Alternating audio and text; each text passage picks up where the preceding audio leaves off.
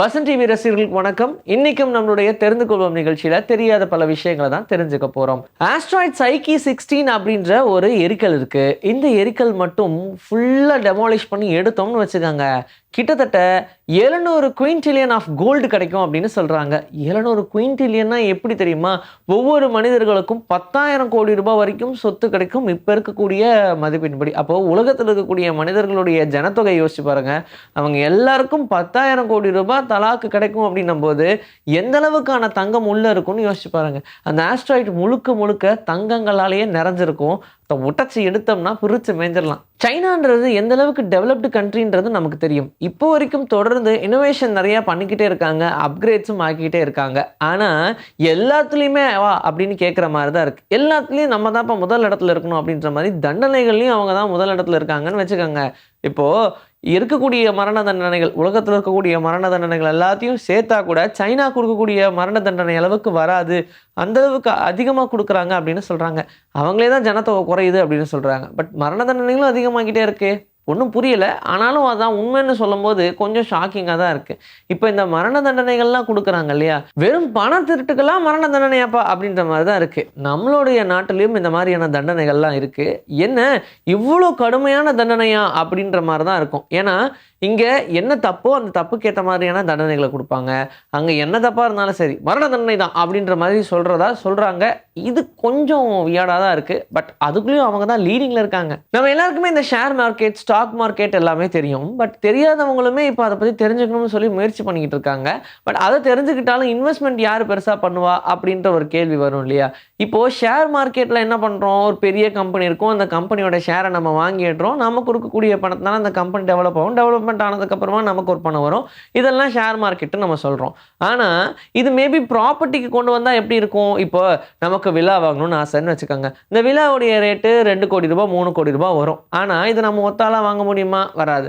நம்ம ஒரு பார்ட்னர் இருந்தால் வாங்கலாம்னு நினைப்போம். ஆனால் அதில் பிரச்சனைகள் வரும். ஆனால் இப்போ அந்த வில்லால நீங்கள் ஒரு ஷேரை மட்டும் வாங்கி வச்சுக்க முடியும் அப்படின்ற மாதிரி பிளான் பண்ணுறாங்களா. இது ஆல்மோஸ்ட் ஷேர் மார்க்கெட்லேயுமே ரியல் எஸ்டேட் ஷேர் மார்க்கெட்ஸ்லாம் நம்ம பார்க்குறோம். ஏன்னா யாரெல்லாம் ரியல் எஸ்டேட் பண்ணுறாங்களோ அந்த ஷேர்ஸ்லாம் நம்ம தனியாக வாங்கி வச்சுப்போம். அந்த ப்ராப்பர்ட்டியோடைய சேல்லையோ இல்லை க்ரோத்லையோ நமக்கு அதிலிருந்து பணம் வர ஆரம்பிக்கும். இதே விஷயத்த இப்போது தனியாக ப்ராப்பர்ட்டிஸில் மட்டுமே கொடுக்கலாம் அப்படின்ற மாதிரி பிளான் பண்ணுறாங்களாம். ஸோ யார் வேணாலும் அதில் ஷேர் வாங்கலாம் அப்படின்ற மாதிரியான ப்ராப்பர்ட்டி பிளானையும் கொண்டு வரதா சொல்லியிருக்காங்க.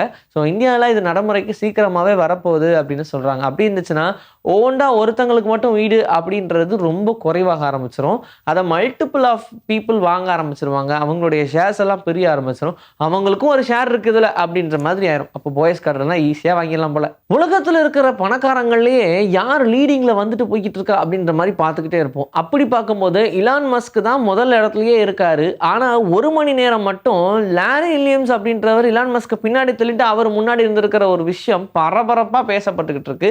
ஏன்னா இலான் மஸ்கோடைய இன்வெஸ்ட்மெண்ட் அப்படி, அவருடைய வேலைகள் அப்படி, அவருடைய டெஸ்லா காரு, சேட்டலைட்டு அப்படின்னு சொல்லி எல்லா வேலைகள்லையுமே ரொம்ப பிரம்மாண்டமாக செலவு பண்ணக்கூடிய ஒரு ஆள்னு வச்சுக்கோங்க. ஆனால் உலகத்துலேயே அவர் தான் ரொம்ப கோடீஸ்வரராக பார்க்கப்படுறாரு.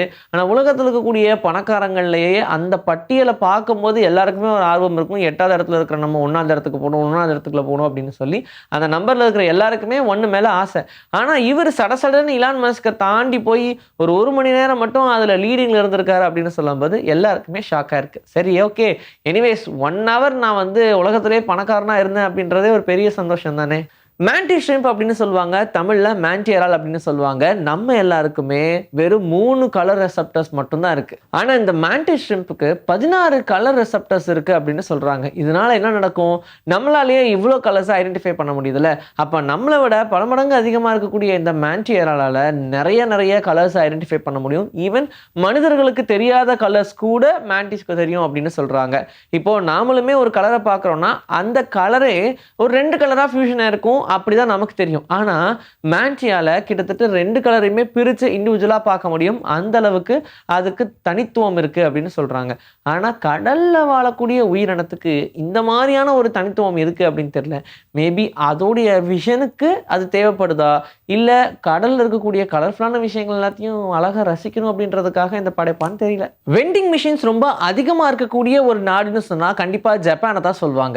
ஏன் அப்படின்னு கேட்டா அங்க ஒவ்வொரு 23 23 பேருக்கும் ஒவ்வொரு வெண்டிங் மிஷின்ஸ் இருக்கா. இப்போ வெண்டிங் மிஷின் நம்ம காசை போடுவோம், அதுலேருந்து ஒரு பொருள் வரும், நம்மளே செலக்ட் பண்ணி எடுத்துக்கலாம். இந்த மாதிரி 23 பேருக்கு ஒரு வெண்டிங் மிஷின் அப்படின்ற லெவலில் ஜப்பான் முழுக்க முழுக்க வெண்டிங் மிஷினால் நிறைக்கப்பட்டிருக்கு. கூடவே உலகத்தில் இதுதான் அதிகமாக வெண்டிங் மிஷின் இருக்கக்கூடிய நாடாகவும் சொல்கிறாங்க. லைம் லெமன் ரெண்டுத்துக்கும் நிறைய பேருக்கு வித்தியாசமே தெரியாது. இந்த லைம் லெமனை எடுத்துக்கிட்டு ஒவ்வொரு ஸ்லைஸாக கட் பண்ணிட்டு ஒரு ஸ்லைஸை மட்டும் எடுத்து ஒரு கிளாஸ் ஆஃப் வாட்டரில் போடுறோம்னு வச்சுக்கோங்க. லைம் மட்டும் தண்ணியில் பாட்டம் போயிடும், ஆனால் லெமன் அப்படியே மிதக்க ஆரம்பிச்சிடும். இதுதான் லைமுக்கும் லெமனுக்கும் உண்டான டிஃப்ரென்ஸ். ஆனால் இது ஏன் நடக்குது அப்படின்னு இப்போ வரைக்கும் ரிசர்ச் பண்ணிட்டு தான் இருக்காங்க. இன்னைக்கு நம்மளுடைய தெரிந்து கொள்வோம் நிகழ்ச்சியில் தெரியாத பல விஷயங்களை தெரிஞ்சுக்கிட்டோம். இதே மாதிரி சூப்பரான கண்டென்ட்டோட உங்களை நான் வந்து சந்திக்கிறேன். This is bye from Vijay Sri. Take care.